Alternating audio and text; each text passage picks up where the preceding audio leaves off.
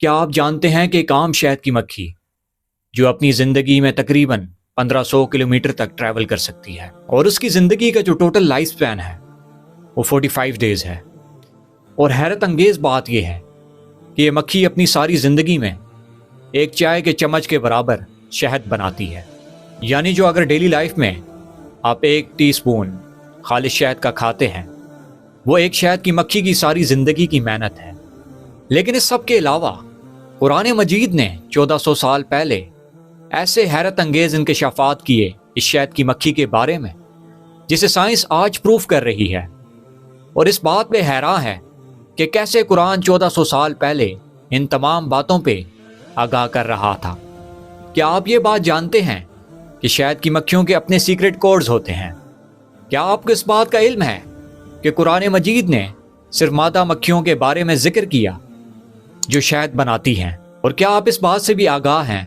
کہ اگر یہ شہد کی مکھیاں ختم ہو جائیں تو زندگی چند عرصے میں ختم ہو سکتی ہے؟ آئیے جانتے ہیں آج کی اس ویڈیو میں شہد کی مکھی کی حیرت انگیز زندگی کے بارے میں، اور قرآن اور سائنس اس کے بارے میں ہمیں کیسے آگاہ کرتے ہیں اور ان کا آپس میں کیا تعلق ہے۔ اللہ تعالیٰ نے قرآن مجید میں خاص طور پہ شہد کی مکھی کا ذکر کیا، اور قرآن مجید میں اللہ تعالیٰ فرماتا ہے وَأَوْحَى رَبُّكَ إِلَى النَّحْلِ أَنِ اتَّخِذِي مِنَ الْجِبَالِ بَيُوتًا وَمِنَ الشَّجَرِ وَمِمَّا يَعْرِشُونَ، اور تمہارے رب نے شہد کی مکھی کو وحی کی کہ وہ پہاڑوں، درختوں اور چھتوں پر اپنا گھر بنائے۔ پھر اس کے بعد اللہ تعالیٰ فرماتا ہے ثُمَّ كُلِي مِن كُلِّ ثَمَرَاتٍ، پھر تم چوسو ہر طرح کے پھلوں کو، فَاسْلُكِي سُبُلَ رَبُّكِ ذُلُولًا، اور پھر اللہ تعالیٰ فرماتا ہے اور اپنے رب کے راستے پہ آسانی کے ساتھ چلو۔ اور پھر آگے فرمایا یخرج من بطونها شراب مختلف الوانہ فیہ شفاء للناس، اور ان کے پیٹ سے مختلف قسم کے مشروب نکلتے ہیں جس میں لوگوں کے لیے شفا ہے۔ یہ قرآن مجید کہتا ہے۔ اب قرآن مجید کی ان آیات کو اگر آپ دیکھیں اور سائنٹیفک فیکٹس کے بارے میں کہ کیسے اللہ تعالیٰ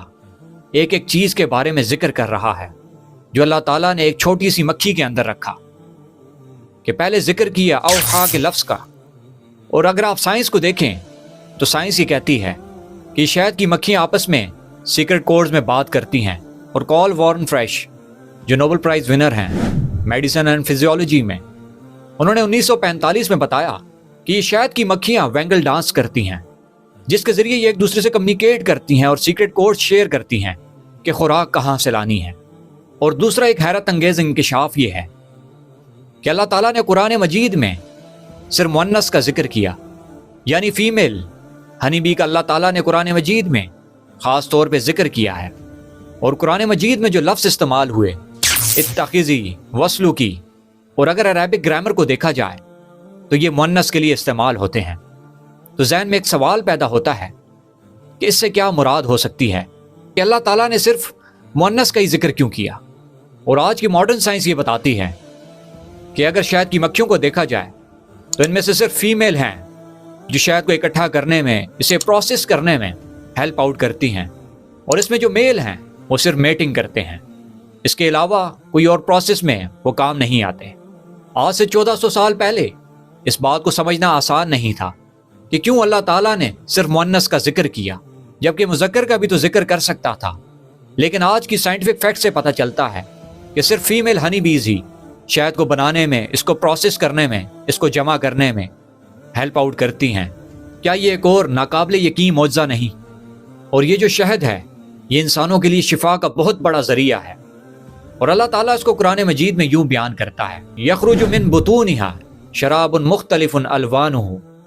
فیہ شفاء للناس، اور ان کے پیٹ میں مختلف قسم کے مشروبات ہیں جس میں انسانوں کے لیے شفا ہے۔ اور آج کے ماڈرن سائنس میں ڈاکٹر پیٹر مولان یونیورسٹی آف وائکاڈو کہتے ہیں کہ شہد میں میتھائل گلائیوکسل پایا جاتا ہے، یہ ایسا ایکٹیو ہے جو نیچرل اینٹی بیوٹک ہے، اور 2010 میں NMR اسپیکٹروسکوپی کے ذریعے یہ بات کنفرم ہو گئی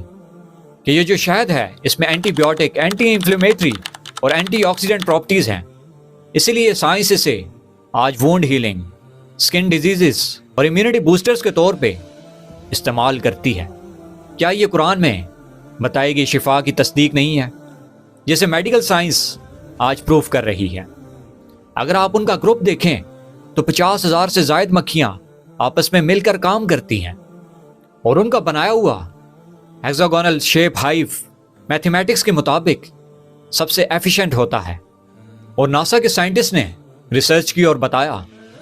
کہ یہ جو نیچرل ڈیزائن جو ہنی بیز بناتی ہیں، اگر یہ دیکھا جائے تو نیچرل انجینئرنگ کا بہت بڑا میریکل ہے۔ کیا اس قدر شاندار نظام اتفاق سے پیدا ہو سکتا ہے؟ اور اگر دیکھا جائے تو اگر شہد کی مکھیاں ختم ہو جاتی ہیں تو انسان صرف 4 سال تک زندہ رہ سکتا ہے۔ اور یہ کسی عام شخص کا نہیں کہنا، بلکہ یہ سائنٹسٹ البرٹ آئنسٹائن جو جرمن سائنٹسٹ تھے، ان کا کہنا ہے کہ 4 سال تک صرف انسان زندہ رہ سکتا ہے کہ اگر یہ شہد کی مکھیاں ختم ہو جاتی ہیں۔ اس قدر ان کی امپورٹنس ہے کہ بظاہر صرف یہ ہمیں شہد اکٹھا کرتی نظر آتی ہیں اور صرف اس پروسیس میں ہیلپ آؤٹ کرتی ہیں، لیکن اس کا صرف یہ ایک کام نہیں بلکہ اور بہت سے امپورٹنٹ کام ہیں جو یہ سر انجام دے رہی ہیں۔ اور پولینیشن کا وہ پروسیس جس کے ذریعے ڈفرینٹ پلانٹس کی گروتھ ہوتی ہے اور میٹنگ ہوتی ہے، ان پولنس کو لے کے یہ ایک پلانٹ سے دوسرے پلانٹ تک جاتی ہیں، اور اسی وجہ سے 80% تک پولینیشن کے پروسیس میں یہ ہیلپ آؤٹ کرتی ہیں۔ اور 90% مختلف آپ کو جو سبزیاں، پھل، فروٹ نظر آتے ہیں، یہ اسی پروسیس کے تحت ہیں جس میں یہ اپنا کام سر انجام دیتی ہیں۔ اور یہ بائیو ڈائیورسٹی اور ایکو سسٹم کو ایک بہت بڑا سپورٹ ہے اس کا۔ اور اللہ تعالیٰ اس آیت کریمہ کے آخر میں فرماتا ہے ان فی ذالک لآیۃ لقوم یتفکرون، کہ اس میں نشانیاں ہیں ایسی قوم کے لیے جو غور و فکر کرتی ہے۔ اللہ تعالیٰ اگر خطاب کرتا ہے تو عقل والوں سے کرتا ہے، اور عقل والوں کو سوچنے پر مجبور کرتا ہے کہ ذرا سوچو کہ اس قدر منظم ایک پروسیس جو چل رہا ہے، اور سائنس آج جسے پروف کر رہی ہے کہ کیسے اللہ تعالیٰ سٹیپ بائی سٹیپ ایک چھوٹی سی مکھی کا ایک پروسیس بیان کر رہا ہے کہ کس قدر اللہ تعالیٰ نے اسے ملٹی فنکشنل بنایا، اور اللہ تعالیٰ اس چھوٹی سی مکھی سے کتنے کام لیتا ہے۔ اور سائنس اس ایک ایک پروسیس کو آج میڈیکلی، سائنٹیفکلی پروف کر رہی ہے۔ ان تمام پروسیس کو دیکھ کر ایک ہی سوال ذہن میں پیدا ہوتا ہے کہ یقیناً اس کا کوئی نہ کوئی بنانے والا موجود ہے، جس کا جواب صرف ایک ہی ہے۔ God is the only explanation of all the physical phenomena in this universe۔ اس دنیا میں جو کچھ ہو رہا ہے اس کی صرف ایک ہی وضاحت ہے کہ اس کے پیچھے کوئی چلانے والا موجود ہے، اور وہ اللہ تعالیٰ کی ذات ہے۔